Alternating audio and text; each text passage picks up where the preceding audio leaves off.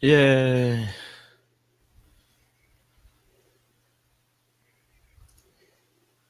Yay. Yay. Start yelling. Are we doing a... How many are we doing? Top 7? No. Top 7. Yeah, we're gonna have to because it's like there are just I was having a hard time narrowing it down to 5. Hard time now. I had a hard time narrowing down to 7. I technically have 8. No, I mean I have a. We're gonna have to go quicker this time around just because. Yeah, I mean seriously, the dozens upon dozens upon dozens of movies, and so hard to pick. It's pretty bad. I've actually got 15, and I sat here for a good 25 minutes trying to figure out, like, oh, that's disrespectful. I can't take that one out of the mix. Oh, you kidding me? That one's got to be up there. Are we counting halfies? Half animated, half non-animated. Like referring to something like a Mary Poppins? Correct. I would say yes. That counts as a non-animated film in my mind. Yeah, my opinion is it depends on the breakdown, but Mary Poppins was more non-animated than it was animated. No, I'll allow that. Ooh. The judges say I allow that. While you guys are all hanging out waiting for us to do our thing and start the show, please do us the favor and share this show. Sharing's caring. If you don't share, just go away. We see you not sharing. Remember that. Yeah. I know if you hit that share button. It's like Santa, like, he knows when you are sleeping. He knows when you are awake. Santa has a Facebook. He knows if you're sharing. Simple as that. See, I won't do the Joffrey song anymore if you people don't share. And I know that's, Well, you shouldn't do Joffrey's. The Joffrey song. Why not? Because I think we need to come up with a Trader Sam's jingle. I could do both. I've got 2 loves in my life.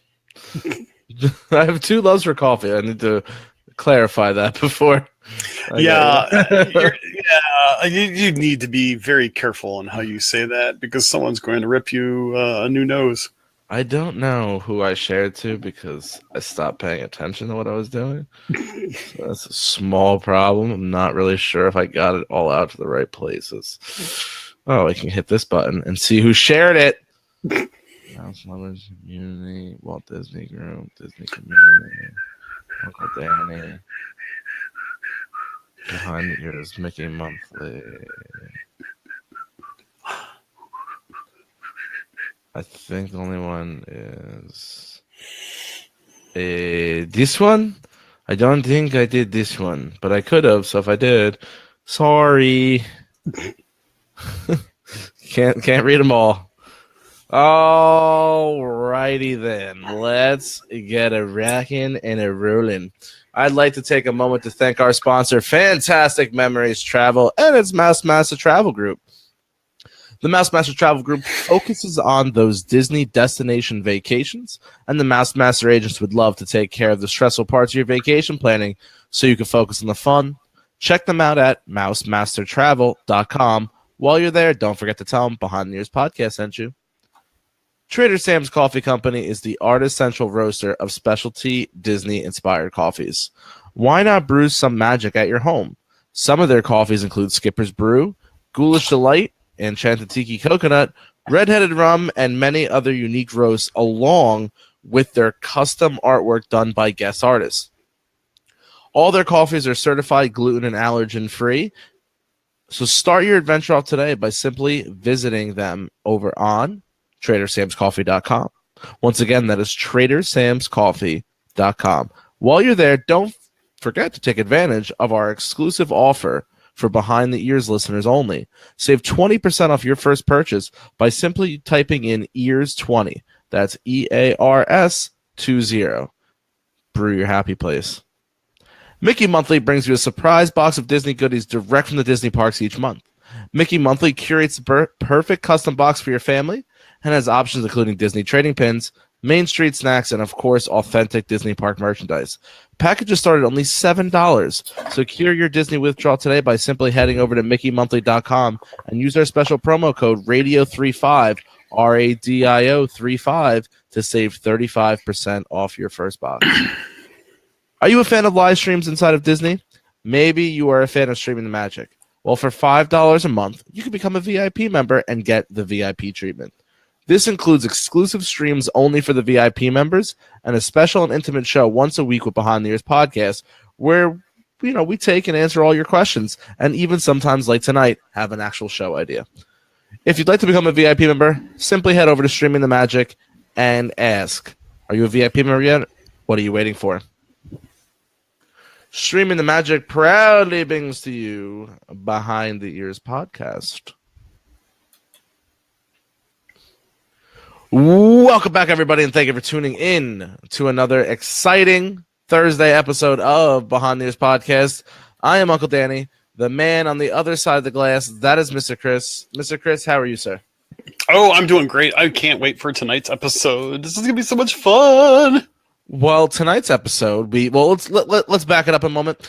On Tuesday, we had a fantastic outpouring of people joining us. Thank you. That was our top 5 animated movies made only by Disney's animation studios. Last night was top 5 animated movies made by Pixar.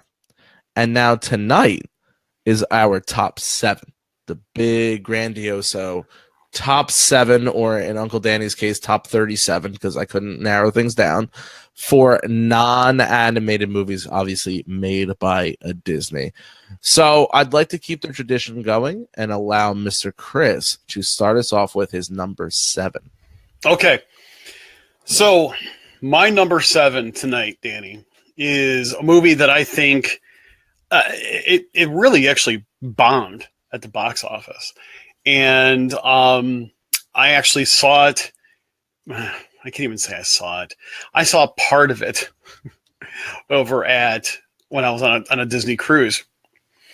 And I actually won this movie. I got a tweet saying that I won this movie as I was driving to Walt Disney World. And that movie is John Carter. That was a good movie. Is my number 7 pick.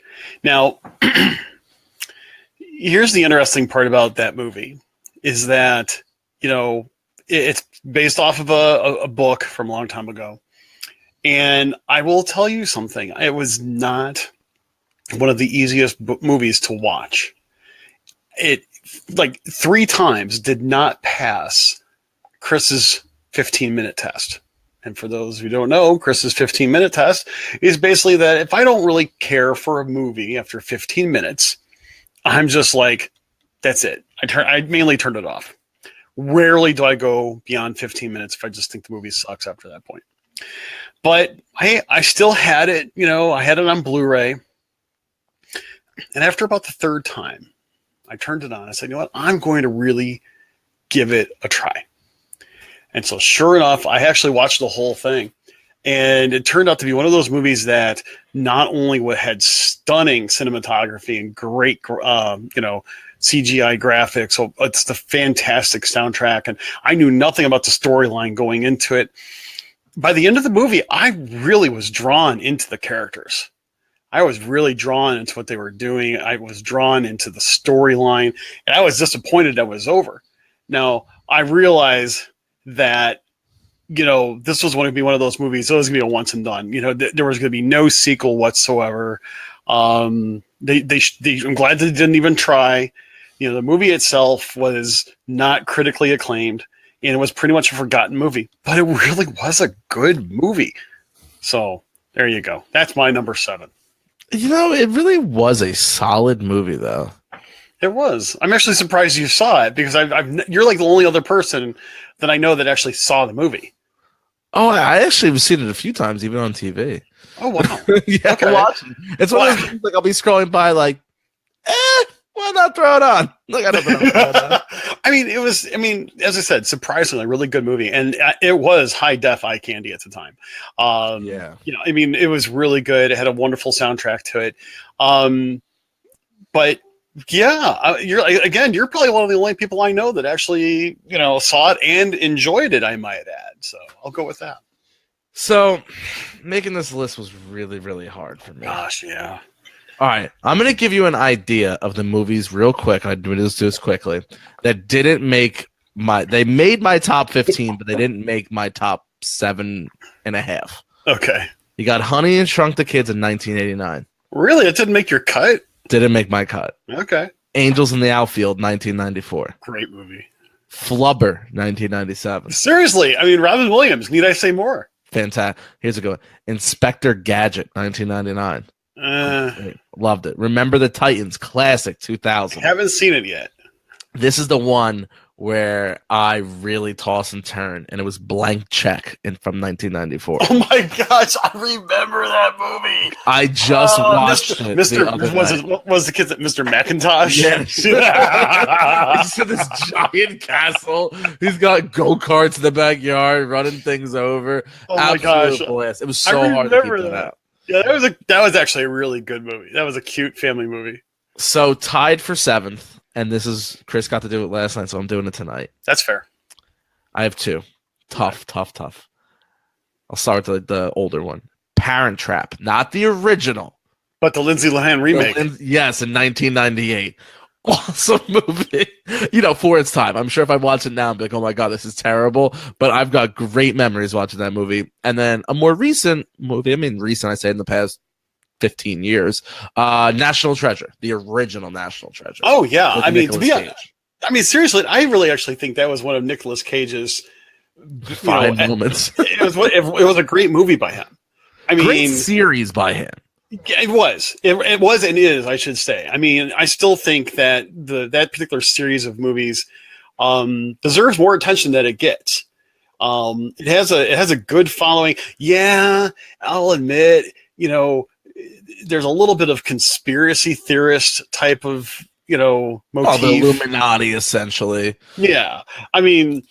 So that sort of thing. And hey, if you could just go ahead and bypass the whole buy into that, you'll actually really enjoy the movie. But if you're kind of the conspiracy theorist to begin with, you'll pick it apart, and it's fiction, folks.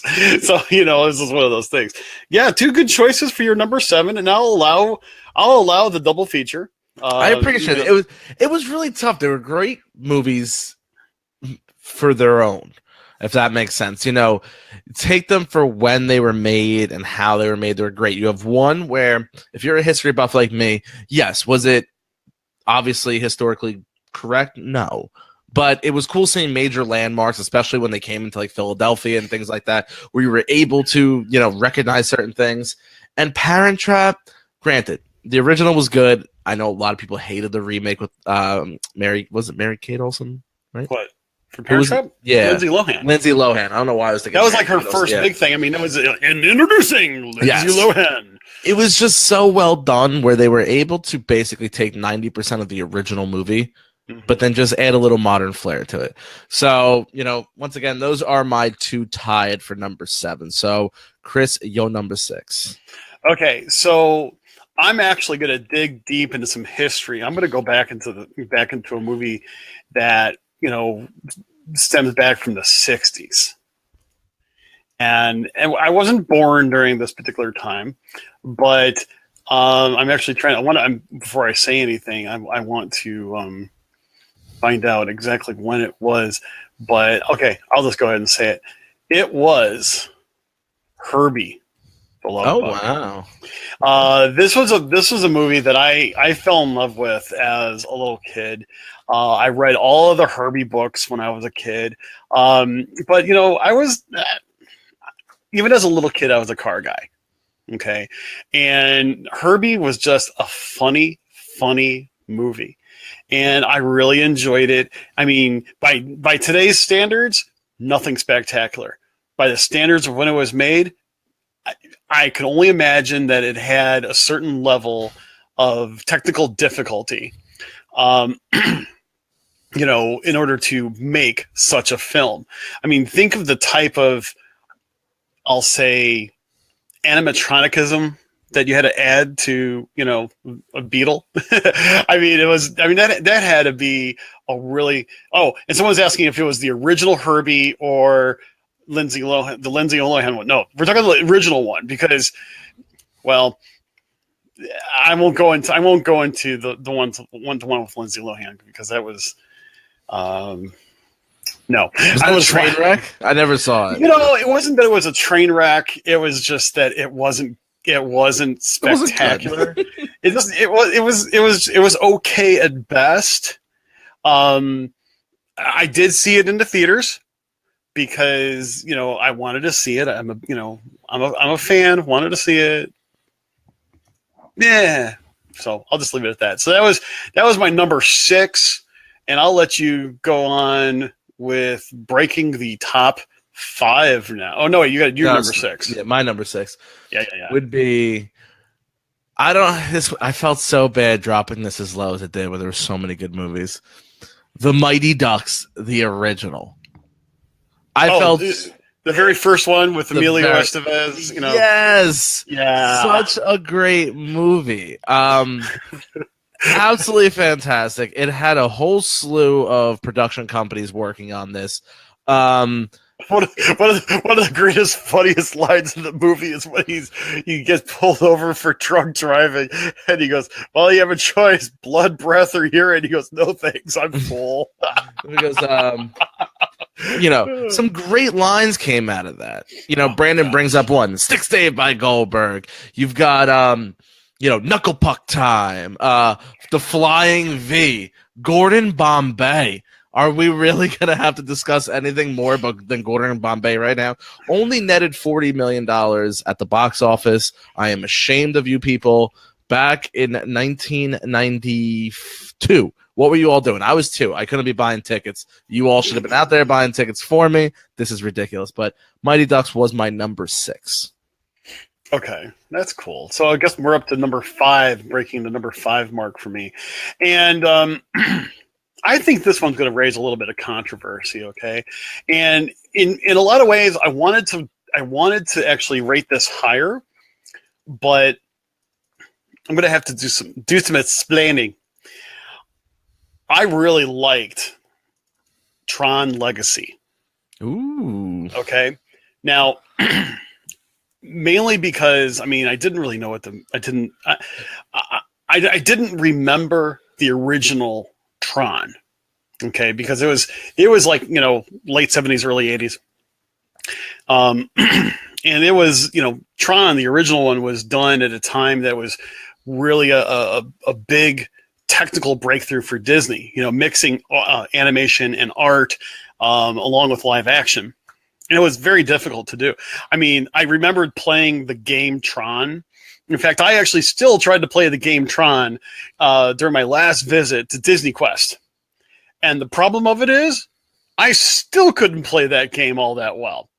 But I thoroughly enjoyed it.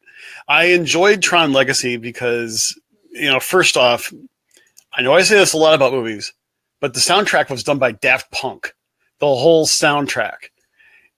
Seriously, one of the most excellent soundtracks done, and being that it was done by Daft Punk, the whole thing, they basically said, create us a soundtrack. Fabulous soundtrack that fit the movie perfectly. I know like EDM and techno music isn't everybody's ball of wax. I totally get it, but it fit the movie perfectly. And to bring Jeff Bridges back, as the original Flynn, oh my gosh, it was... I've never seen it. Oh my gosh, it was good. It was good. It was really a good testament to the original. It's basically all CGI based with humans type of thing. It's a good flick. It really is a good flick. And if you ever have a chance to see it, you could probably rent it from your local library. It's probably the easiest place. So I just think it's a good flick. So that is my number 5 favorite live action. Well, I'm gonna stick with the sport theme, and I'm actually gonna stick with the hockey theme. And I'm gonna go with a 2004 Disney movie, a little movie based on America and the amazing thing that happened in 1980. That is Do you believe in miracles? Do you believe in miracles? one of the most iconic announcements ever is when at the end of that game, like Chris is speaking of, and now people don't realize this. Everybody thinks that's when they won gold. No, they just beat Russia. They beat Russia to go play Finland, and then eventually beat Finland for the gold 3-2. But that's that iconic. Do you believe in miracles? As not only did they come back once in that game, not only did they come back twice in that game, but they came back a third time to finally win the game. And this is only weeks after they lost to a Russian team that beat them 10-1. Well, a Soviet team, excuse me. The Soviet team who beat them 10-1 at one point. Kurt Russell plays Herb Brooks, which is the head coach. Fantastic job. And there's a lot of, just go back and watch it. If you haven't watched it, even if you are not a huge hockey fan, when they make the triumph, well, I'm going to spoil it, but when they make that triumphant comeback to win and beat Soviet Russia, to just hear that, it sent chills down my spine. But once again, it shows you that America hates hockey because it only netted less than around $34 million in the box office. That was also a Kurt Russell flick, wasn't it? It was. That's what I thought. And there's one movie that I have in my collection. I will admit that I have not yet seen. Yes, Kurt Russell played the head coach, Herb Brooks. Right. I think that was, I heard it was a really good flick, and I really want to see it. So now I'm going to have to just go ahead and up that on my list. So we'll just have to put that in there. So, okay. Going along with the Olympic theme, though. Ooh. Okay. So we're going to do, this is what, my number 4. So this movie, you would think that it was a joke when you would see it. But I have to say that coming at number 4, and this is a movie I'll watch anytime it comes on TV, the movie Cool Runnings. Oh my God, I love that movie. I completely forgot about that movie making my list. It wouldn't have made my list, but that would have been a notable mention for me. Wow, I can't believe I forgot that. Okay, so again, the movie is, okay. The premise of the movie, I think, was actually a little bit better at the execution of the movie. It's a Jamaican bobsled. It's a Jamaican bobsled team. I can't do it. And John Candy as the coach. Oh my gosh! I mean, seriously, John Candy. Think about that for a minute. John Candy. I just missed that guy. That guy was awesome. But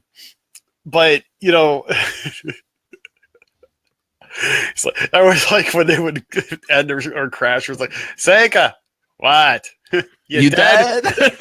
Yeah, man. Yeah, man. That movie was actually really good. It was one of those cases where, if you think about it, it's one of the few movies where, first off, it was based on a true story, which was cool in itself, and it was done in a very funny manner. But because it was also done, based upon a true story, people probably didn't even realize what the story was all about, and they were probably disappointed at the fact. And spoiler alert, they didn't win. They totally crashed and burned at the end, and it wasn't the triumphant victory type of thing. It wasn't your typical, at the end feel good movie, type of thing. It was just one of those cases. So it wasn't like your typical Disney movie where everything just ends up okay. But they did it in such a way where it was so well done. And I don't necessarily know if the conflict they had with certain people was real or anything like that, but it was a fun movie. So that goes down as one of my 4 movies that I will tend to watch whenever it comes on as well. Okay. I like it. I like where your mind's going. So we are up to number 4, right? So number 4 for me would be a 2003 film that netted a whole bunch of money. Pirates of the Caribbean: The Black Pearl, which was the beginning of a very not only lucrative franchise, but an actual fantastic franchise where the movies either stayed the same or got better, and what really relaunched Johnny Depp's career. Yeah, I give you that. I mean, the fact is that I haven't seen the Pirates of the Caribbean movies in quite some time, probably about 6 or 7 years. I haven't seen, and I really want to be able to start that whole series over again. Mainly because I think the first time I saw one of them, I think I fell asleep, to be honest with you. But so now I really actually want to watch the whole series of them all over again. I mean, you had Johnny Depp, you had Orlando Bloom, you had Jack Davenport. Yeah. Just a fantastic slew of people in it. Budget for this movie, $140 million. That's ridiculous. You got to think a big chunk of that went to Johnny Depp. Grossing at the box office $654 million. And actually, it won a bunch of different. Let's see. Johnny Depp won the Screen Actors Guild Award for Outstanding Performance by a Male Actor in a Leading Role, and his nominees for the Academy Award for Best Actor, the award for Best Actor in a Leading Role, a Golden Globe Award for Best Actor, Motion Picture, Music, or Comedy. The Curse of the Black Pearl was also nominated for 4 other Academy Awards and BAFTAs. The film became the first in franchise with 2 back-to-back sequels, Dead Man's Chest and The World's End, released in 2006 and 2007, plus 2 more sequels on Stranger Tides and Dead Man Tell No Ties in 2011 and respectively in 2017, which is cannot wait. You know how you guys were all excited for Star Wars and everybody freaked about the trailer and everybody went out and they got their tickets 5 months out for this movie? That's how I am a Pirates fan. I'm ready to go. Okay. I see that. So you're up next. Number 3. We're in the top 3 now. And this is going to be really difficult because I'm actually flipping through and I'm like, man, sometimes it makes me wonder if I just want to change something. I'm going to go ahead and say something though first before I continue. People are probably recognizing I'm picking movies that are not necessarily new or modern day remakes. Okay. Like Beauty and the Beast or Pete's Dragon. Or The Jungle Book. First off, I'm going to tell you something. I loved those movies, okay? I think those are just fantastic movies. I will watch them all the time. And, but I've got to give credit with some of these old school movies too. But again, with top 7 lists, what are you going to choose, right? I would put Beauty and the Beast as well as Pete's Dragon, as well as The Jungle Book. And we'll probably talk a few about these after our actual, top lists are done, because they definitely, are worth a mention in my opinion. So I'm going to go, I'm going to go back here for a minute. One of the movies that I really enjoy, and I think that in a way this was a little bit, I think it was underrated at the time, but it had such a star-studded cast in it. And that movie was The Three Musketeers. Wow. Okay. You've got, what's his name? Charlie Sheen. Right. you got Charlie Sheen. You've got Oliver Platt. You've got Chris O'Donnell, a young Chris O'Donnell, I might add.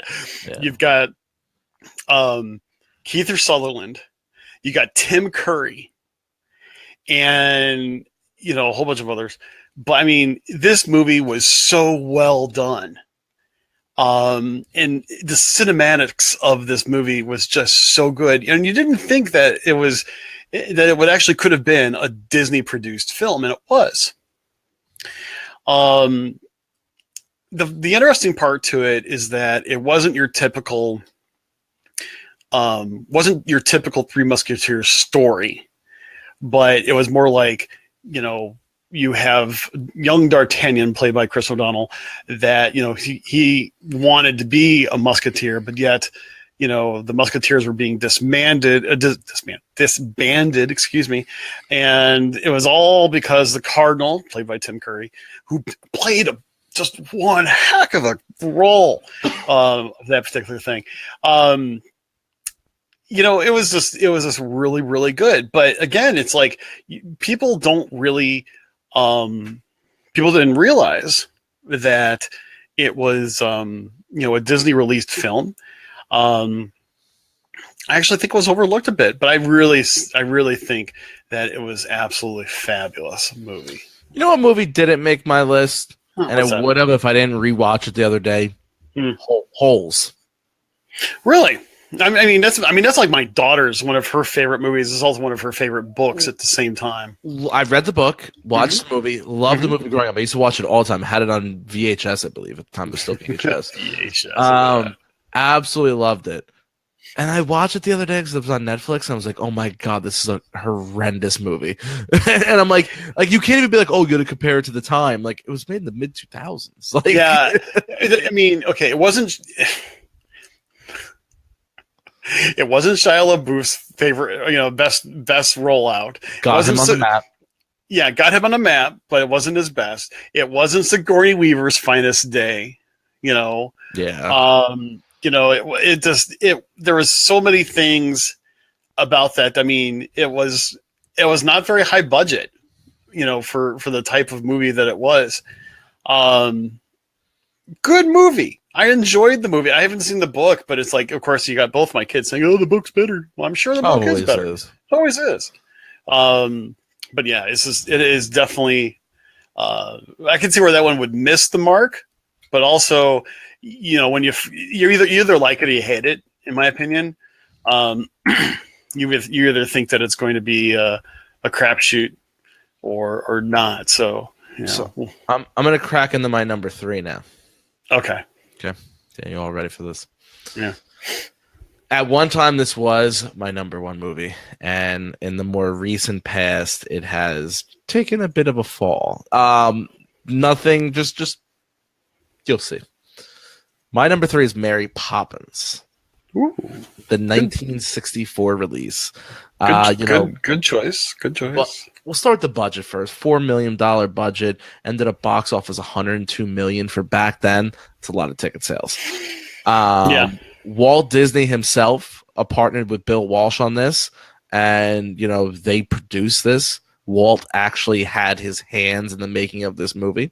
Robert Stevenson was a fantastic director for this, putting up with Walt Disney, essentially. But, I mean, probably the best tag team duo in a movie when it comes to male and female I've ever seen is Dick Van Dyke, who's a classic in my mind, and Julie Andrews. You know what? That movie could never have existed without those two.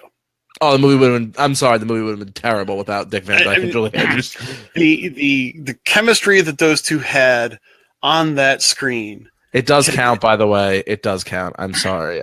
We've already made the determination that Mary Poppins would count. There's more non-animated than animated in that movie. That's just the only. It's called a halfie. If you actually look it up, it's actually considered a halfie because it has animated in it. But when you really put it down to it, I guarantee you there's less than 10 minutes of non-animated or animated in that movie. I mean, you got the penguins dancing. That's your longest. That's your longest animated scene, essentially.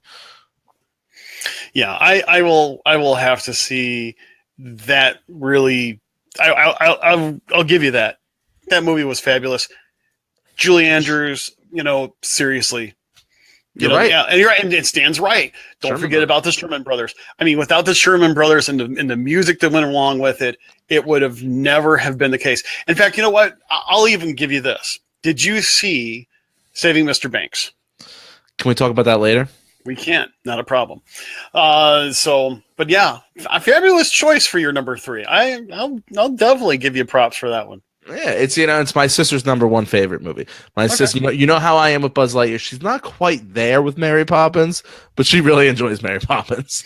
Okay. So what is your number 2?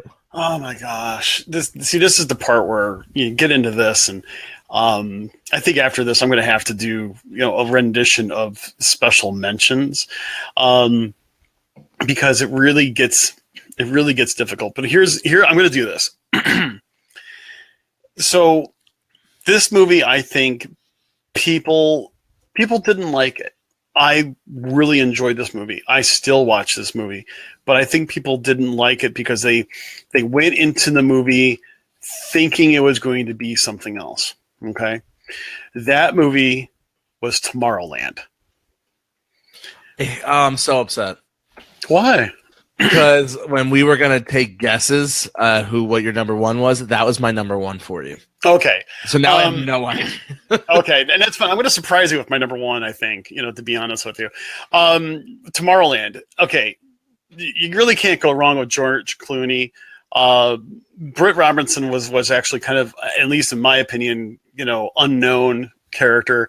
I actually just saw her in another movie called The Space Between Us, which was good, but it was kind of weird sci-fi. George Clooney, in my opinion, made that movie. I think it was an underestimated movie. There's interesting part about Tomorrowland is that it has a little bit of a cult following more than an actual popular following. The thing is I think when people saw the trailers for Tomorrowland, I think they put in their mind the Tomorrowland that we know and love personified at the parks.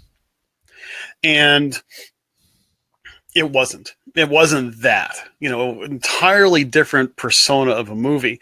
I saw this movie with my wife, my son, my daughter, as well as my daughter's boyfriend. And we have a very big tradition of just waiting till all the credits are done before we actually get up and leave. And we sat there, watched all the credits go by and everything else like that. And I turned to everybody and I said, okay, so what'd you think? And excuse me. And like my daughter and her boyfriend were like, I don't know what to think. It actually caused them to think a little bit. I think people really loved the beginning of the movie because it featured the World's Fair, and it was because some of that was very Walt Disney-esque, especially It's a Small World. And I think that a lot of people didn't quite understand really what was going on, and I thought it was a really good movie. Could it have been better? Some people are asking, or making comments, it could have been better. Yeah, I think it could have been a little bit better in certain ways, but I think it was one of those movies that actually made me think afterwards. But it was also slightly inspiring, the fact of doing good for the world, using your talents for something a little bit bigger, a little bit better for yourself. It was really kind of interesting. There was actually some really cool product placement in that movie too.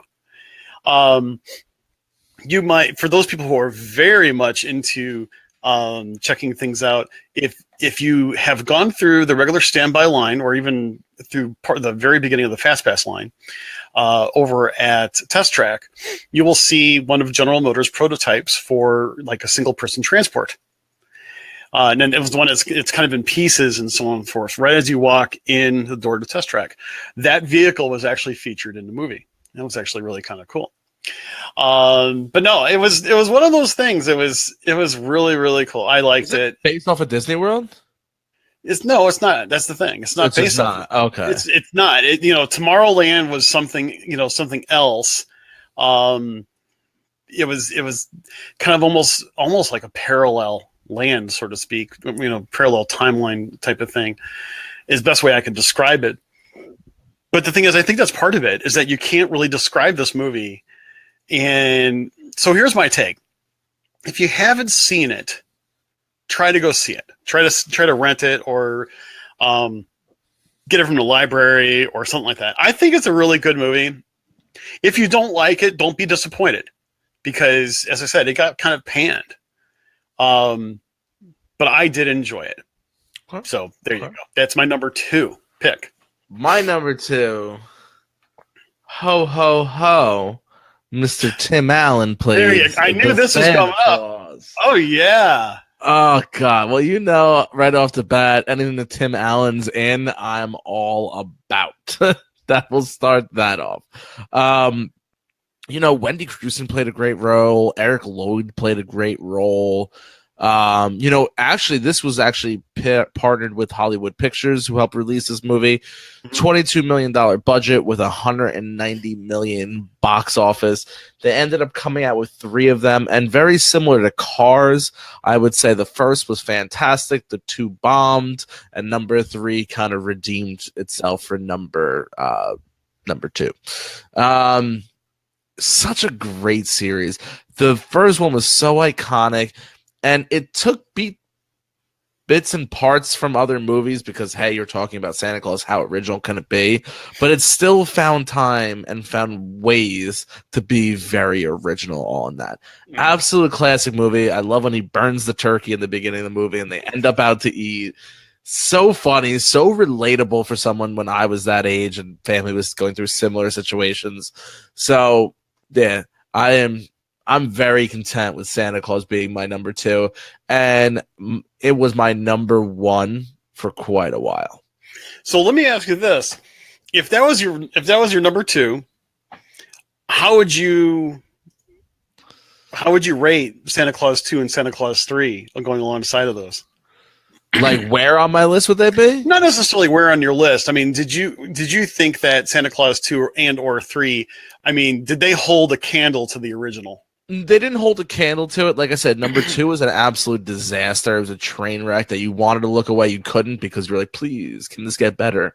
Was it the escape? Was that the escape clause, or was that the third one? No, the third one was with the Ice King. Yeah, that was with Martin Short. Yeah, that was the third one. Not exactly Martin Short's crowning. Didn't play a terrible role there. Didn't play a terrible role, but it was just like. I don't think the role was good. Maybe because it was like just not what you were expecting from him. Yeah, so I would say 2 was an absolute bomb, and 3 tried to get itself back up. It's still a solid Christmas movie. I recommend if anybody's not seen the series, I haven't seen in a while, just put number 2 off to the side. Pretend like the VHS like tape ripped or something. Maybe you got it and someone didn't rewind it and you don't feel like rewinding it. You know, just leave it in the box. Just watch 1 and 3. You don't need to see 2 to really figure anything out. Oh my gosh! That's funny. So, I Tomorrowland was my guess for your number 1. So I don't even have a guess what your number 1 could be. Okay, so. I'm going to be really honest with you. Let me go ahead. I'm going to give you a little bit of a brief rundown here on a few of the movies that I highly contended as my number 1. Okay. Which means that somewhere they fit between 1 and 2, to be honest with you. You know, Parent Trap that you mentioned earlier, you know, the 98 version with Lindsay Lohan. I loved that movie. And my wife actually loved that movie. And, that was just a fantastic movie. And you know what? Lindsay Lohan did a great job. She really did a fantastic job playing that dual role. I just really think that it was a really good, fun family movie. That was just really, really good, pretty good. You know, I also liked Flubber. That was also a really good one. I'm just flipping through here really quick. Flubber was great. Flubber was really good. There was also some other interesting movies that I won't really mention. Freaky Friday, another Lindsay Lohan movie. Let's talk about Love Bug. I was like, yeah. Freaky Friday, again, the Lindsay Lohan version. Ooh, With Jamie Lee Curtis as well as Mark Harmon. That movie was really good too. I really enjoyed that movie. I actually have the soundtrack for that because the soundtrack was kind of cool. It had some good music in it. But Freaky Friday was really good. Also, I'll admit, Confessions of a Teenage Drama Queen. And by the way, I'm not on a Lindsay Lohan kick here, but I'm just going through the list. That was actually a really pretty good one. It's Chris's Secret Admirer, where he is Mr. No. How can I? Why is that set that's not coming out properly? I know you were thinking like my secret. No, you're her secret admirer. There you go. I'm trying to get that out. Jeez. Yeah, but unfortunately, in this particular case, people would call me a stalker or something like that instead of. But no, I'm not that. The Pacifier, Vin Diesel.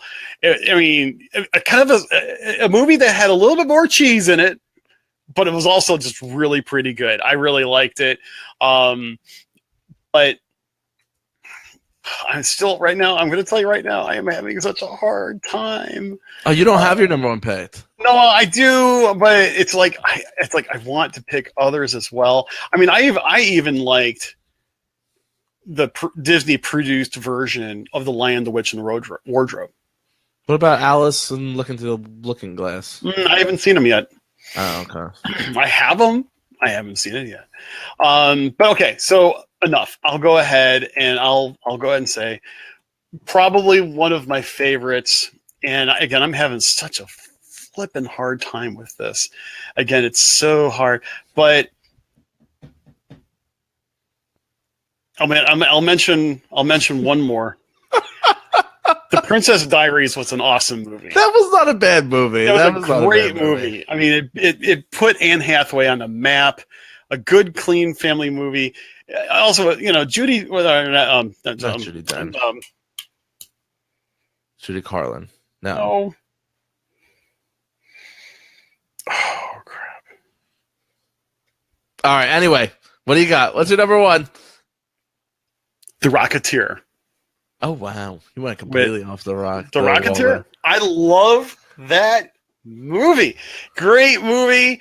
The Rocketeer. Let's see. Tim. Oh crap! He was a James Bond. He was a James Bond at one time, as well as Jennifer Connelly. And never seen it. Okay, but here's the funny part. You may not have seen it, but you've heard the soundtrack from it, because part of the music from The Rocketeer, they play as music to one of the fountain presentations at Epcot. And so you've heard the music. Julie Andrews, thank you so much, Christine. I appreciate it. And Timothy Dalton. Yes, Jamie, thank you. Timothy Dalton for the win. But you've heard the music. And so the thing of it is that it was really a well done movie, kind of based around a time around the 40s type of thing. It was a little bit of science fiction or science fantasy, I call it, but also like wonderful costuming. A pretty good storyline. You got a pretty good villain in Timothy Dalton. It's a movie that, in my opinion, I think it's kind of stood the test of time. But like I said, there are so many good ones, because you know what? There's actually several movies that I actually have in my queue right now.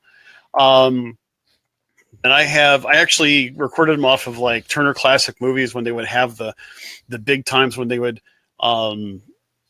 play a lot of the stuff from the Disney Vault type of thing. And there's actually like one movie I actually bought for $5 from Amazon that I want to see. And it's called Follow Me Boys. And if I'm not mistaken, it's like Kurt Russell's first movie. And I actually have that on a DVD that I want to see it. Old Yeller, my wife and I were talking about this beforehand. It was kind of like, people don't realize Old Yeller was a Disney flick. Okay. You would think that would be, a very difficult movie to think about it. But you have also, as I mentioned, The Love Bug. You have, I'm looking through. Oh, Lieutenant Robinson Crusoe, USN. I remember seeing that with my dad, and that was circa 1966. The original That Darn Cat. I mean, it actually had an original back in '65. You mentioned Mary Poppins. Things like like The Incredible Journey was back in 1963, also, and the original Flubber was also in the '60s too. And the original Parent Trap, 1961. I also grew up watching the Swiss Family Robinson, things like that. And the funny part is, Swiss Family Robinson, you got a movie based in the 60s. We have an attraction that everybody says there's, why do they have that there? I don't know. There's just so many. I mean, people don't realize how many movies that are out there. And yeah, you know what? People are also putting different movies up there as examples, but yeah, I can't pick just one. I picked The Rocketeer just because it was one of those movies I think deserves some love, but there's just so many that I enjoy. It's probably one of the reasons why I collect movies, because I love these types of films. So I will go ahead there. I'd like to know. I have no idea. I'm not even going to guess who your number one pick is. I just figured we were building up suspense. I just want to be silent. The anticipation. It is going to be Saving Mr. Banks. There you go. I think good choice. I want to hear what you have to say about it, though, for being a number one. Being a Mary Poppins fan as I am, being a Tom Hanks fan as I am, Tom Hanks, Tim Allen are my two almost all-time favorite actors. Yeah. This was a great star-studded lineup. You had Emma Thompson, Tom Hanks, Paul Giamatti was awesome role in it. Colin Farrell played a fantastic role. Bradley Whitford, John Hancock was the director. Absolute fantastic job. Disney partnered with Motion Pictures here. It showed a different side to Disney. And I'm surprised Disney allowed it to be made the way it was made, because if you read between the line, you see how Walt kind of bullied his way into certain situations and was able to persuade people to go outside of their comfort zone and do what he thought was best.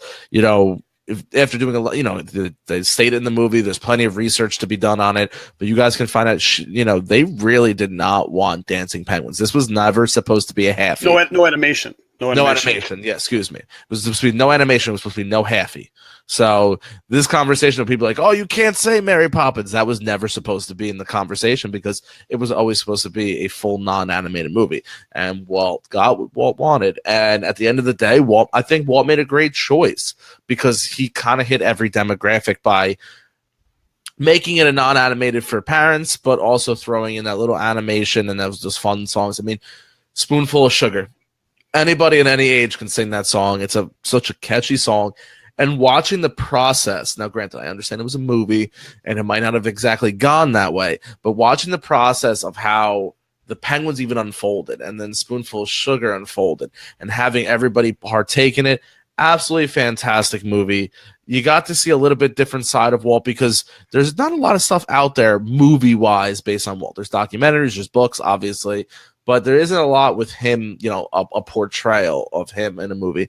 So Saving Mr. Banks has risen to my number one. Okay. I like that. That's a really good choice for a number one movie. I mean, it was definitely on my radar as well. I really enjoyed the movie. If nothing else, I think a lot of people wanted to see it because they wanted to feel like it was, I'll say, pseudo history. Mostly history, mostly historical type of thing. Oh gosh, Apple Dumpling Gang, someone's throwing out there. That was a great movie. I remember that, and like Hot Lead and Cold Feet. Yeah, I mean, I think a lot of people saw Saving Mr. Banks because they were really wanting to see Disneyland, and how they portrayed it back, in its original form, so to speak. So. Oh gosh, good choices, man. But you know what? I'll tell you right now. I think people just really need to go back and watching a good, solid family movie. Have a family movie night on a Friday or Saturday. Go get some pizza or your favorite fun food and just sit back, watch a couple movies. And if you don't do it soon, wait until the winter time. Hibernate for an afternoon on a Sunday afternoon with a lot of good old snack food and just binge watch some awesome old Disney movies or movies that you haven't seen in a while that you really enjoyed. Because remember, especially if your kids haven't seen it, it's going to be new to them, So anyway, that's just my 2 cents. Go for it. With that being said, guys, if you're not a VIP member, you might want to head over because we've done the top 5s of animated, non-animated, Pixar. Do you know what the VIP members are going to get? And this is the only people who get to see it, is these VIP members right now, because guess what? If you didn't pay to play, you can't watch it. We don't download it. So anybody who's listening to this in the car and is like, wow, I want to know what they're going to talk about, well, type in Stream the Magic, go on there, become a VIP member. You can watch the replay of it. It's only $5. What we're going to talk about is a list of our top hated movies of Disney make of all time. So this should be fun. We're going to bash some Disney movies, and we're going to have some good time with that. So don't forget to follow us on our social media platform. Facebook is Behind the Ears Podcast, Instagram Behind the Ears Podcast, and Twitter Behind the Ears PC. Any listener questions, comments, or concerns, please send them to behindtheearspodcast@gmail.com. While you're on Facebook signing up to be a VIP member, head on over and join the Disney Community Facebook page. Awesome group, 3,000 members strong and growing every day. Don't forget to subscribe and like our videos over on YouTube. And lastly, don't forget to rate and review us on iTunes. With that being said, I hope you all have a fantastic weekend. I hope you all are safe out there. Have a good time. Don't make bad decisions. Wear your seatbelts. Take Advil if your head hurts. The whole Jiminy Jang. Stay hydrated. It could be a hot one out there. Or bundle up. It could be a cool one out there. That's the way the cookie crumbles. We love you, America. Have a good one. I don't know how to end my part after all of that, but I will say this. So glad that you guys are here tonight. And by all means, thank you so much for joining us. And we really are just super appreciative of your support. I'll tell you what, go subscribe to the show. That way you get it right when it comes out. I mean, seriously, even if you're not a podcast fan, go ahead and set us up for some to subscribe to it. It really does help us out. I mean, seriously, it really does. All right. So until we meet again, we hope you have a wonderful day. Take care.